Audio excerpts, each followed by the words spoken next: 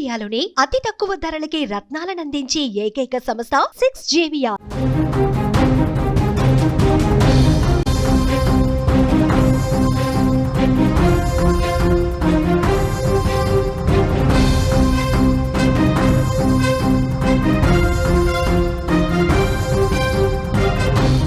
కొణిదెల కుటుంబంలోకి కొత్త వారసుడు వచ్చాడు. తల్లిదండ్రులయ్యారు వరుణ్ తేజ్, లావణ్య. పన్నంటి మగబిడ్డకు లావణ్య త్రిపాఠి జన్మనిచ్చింది. షూటింగ్ నుంచి నేరుగా ఆసుపత్రికి చిరంజీవి వెళ్లినట్లుగా కూడా మనకు తెలుస్తోంది.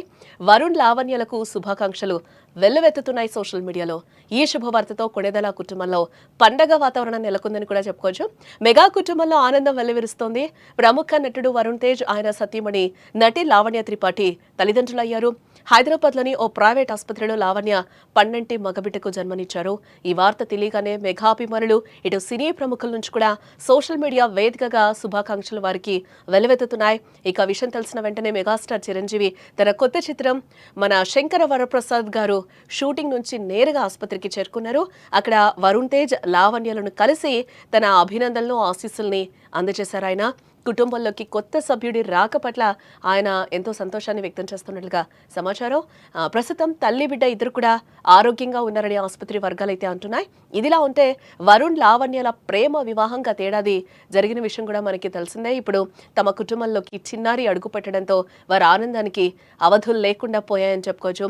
ఈ శుభవార్తతో కొణిదెల కుటుంబంలో పండగ వాతావరణం నెలకొందని కూడా తెలుస్తోంది. ఇక దాదాపుగా 2 ఏళ్ల వివాహ జీవితం తర్వాత వరుణ్, లావణ్య తల్లిదండ్రులుగా మారారు. త్వరలోనే ఈ శుభవార్తను అధికారికంగా వారు పంచుకున్నారు. సోషల్ మీడియాలో ఈ వార్త వైరల్ కావడంతో ఇటు అభిమానులు కూడా ఈ జంటకు హృదయపూర్వకంగా శుభాకాంక్షలు తెలియజేస్తూ ఉన్నారు. ఇక చిరంజీవి తమ్ముడు కొణిదెల నాగబాబుకు వరుణ్ తేజ్, నిహారిక ఇద్దరు సంతానం. వరుణ్ తేజ్ సినిమాలు చేస్తున్న క్రమంలో తనతో పాటు హీరోయిన్ గా నటించిన లావణ్య త్రిపాఠిని ప్రేమించి పెళ్లి చేసుకున్న విషయం తెలిసిందే.